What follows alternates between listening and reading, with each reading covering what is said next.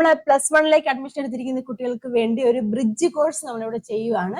കാരണം നിങ്ങൾ 10ാം ക്ലാസ്സിൽ നിന്ന് +1 വരുമ്പോൾ ഒരുപാട് വ്യത്യസ്തമായിട്ടുള്ള സിലബസ് ആണ് നിങ്ങൾക്ക് +1 ഫിസിക്സിൽ പഠിക്കാനുള്ളത്. ആക്ച്വലി 8, 9 ക്ലാസ്സുകളിലെ സിലബസുകളും അതിന്റെ ഇച്ചിരി അഡ്വാൻസ്ഡ് ലെവലുമാണ് +1 പഠിക്കാനുള്ളത്.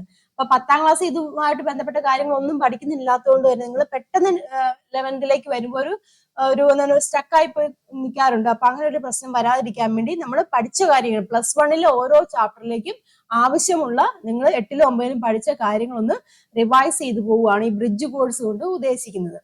അപ്പോ +1 ആദ്യത്തെ ചാപ്റ്റർ എന്ന് പറഞ്ഞിരിക്കുന്നത് യൂണിറ്റ്സ് ആൻഡ് മെഷർമെന്റ്സ് എന്ന് പറഞ്ഞൊരു ചാപ്റ്റർ ആണ്. അപ്പൊ യൂണിറ്റ്സ് ആൻഡ് മെഷർമെന്റ്സ് എന്ന് പറഞ്ഞൊരു ചാപ്റ്റർ നിങ്ങൾ 8ാം ക്ലാസ്സിൽ മെഷർമെന്റ്സ് ആൻഡ് യൂണിറ്റ്സ് എന്ന് പറഞ്ഞ രീതിയിൽ പഠിച്ചിട്ടുണ്ട്.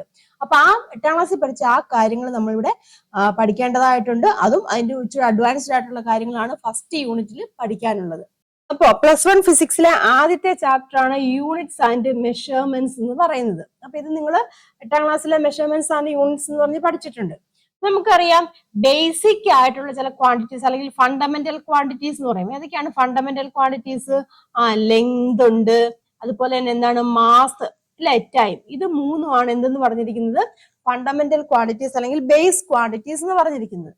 അപ്പൊ ഇതിനെല്ലാം യൂണിറ്റ് ഉണ്ട്. നമുക്കറിയാം ലെങ്തിന്റെ യൂണിറ്റ് അതാണ് മീറ്റർ ആണ് ലെങ്തിന്റെ യൂണിറ്റ്. അത് നമ്മൾ സിമ്പിൾ ആയിട്ട് റെപ്രസെന്റ് ചെയ്യുന്നത് എങ്ങനെയാണ്? എം വെച്ചിട്ടാണ് റെപ്രസെന്റ് ചെയ്യുന്നത്. സ്മോൾ ലെറ്റർ എം വെച്ചിട്ടാണ് ലെങ്തിന്റെ യൂണിറ്റ് നമ്മൾ നോർമലി റെപ്രസെന്റ് ചെയ്യുന്നത്. അതാണ് ബേസിക് യൂണിറ്റ് അല്ലെങ്കിൽ SI യൂണിറ്റ് എന്ന് പറയും. ബേസിക് യൂണിറ്റ് മീറ്റർ ആണെന്ന് പറഞ്ഞു.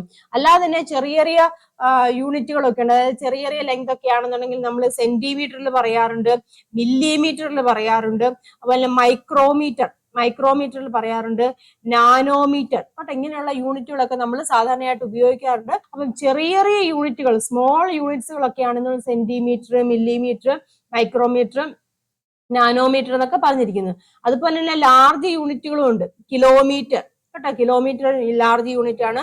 അതുപോലെ അസ്ട്രോണമിക്കൽ യൂണിറ്റ് എന്ന് പറഞ്ഞൊരു യൂണിറ്റ് ഉണ്ട്, അത് ലാർജ് യൂണിറ്റ് ആണ്.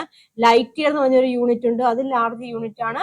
അതുപോലെ തന്നെ പാർസെക് എന്നൊക്കെ പറയും. കേട്ടോ, ഇതൊക്കെ എന്താണ്? ലാർജ് യൂണിറ്റുകളാണ്, വലിയ വലിയ യൂണിറ്റുകൾ. അതായത് വലിയ വലിയ മെഷർമെന്റ്സ്, ലെങ്തിന്റെ വലിയ വലിയ മെഷർമെന്റ്സ് ഒക്കെ എടുക്കുകയാണെന്നുണ്ടെങ്കിൽ നമ്മൾ ഈ ഒരു യൂണിറ്റുകളൊക്കെയാണ് ഉപയോഗിക്കുന്നത്. നമുക്കറിയാം 100 സെന്റിമീറ്റർ ആണ് എന്തെന്ന് പറയുന്നത് 1 മീറ്റർ എന്ന് നമ്മൾ പറയുന്നത്. അപ്പൊ അങ്ങനെയാണെന്നുണ്ടെങ്കിൽ സെന്റിമീറ്ററിനെ മീറ്ററിലേക്ക് മാറ്റണം, ഡിവൈഡ് ബൈ 100 ചെയ്യും അല്ലെ. അപ്പം ഈ 1/100 എന്ന് പറയുമ്പോൾ നമുക്ക് അതിനെ 10ന്റെ പവർ ആയിട്ട് എങ്ങനെ എഴുതാം? 10⁻² അല്ലെ, 100 അല്ല, അപ്പൊ 10⁻² എന്ന് എഴുതാം. 10⁻² ആയിട്ട് മാറും. അപ്പം 1 സെന്റിമീറ്റർ എന്ന് പറഞ്ഞിരിക്കുന്നത് എത്രയാണ്? 1 സെന്റിമീറ്റർ എന്ന് പറഞ്ഞിരിക്കുന്നത് 10⁻² - 2 മീറ്റർ ആണ്.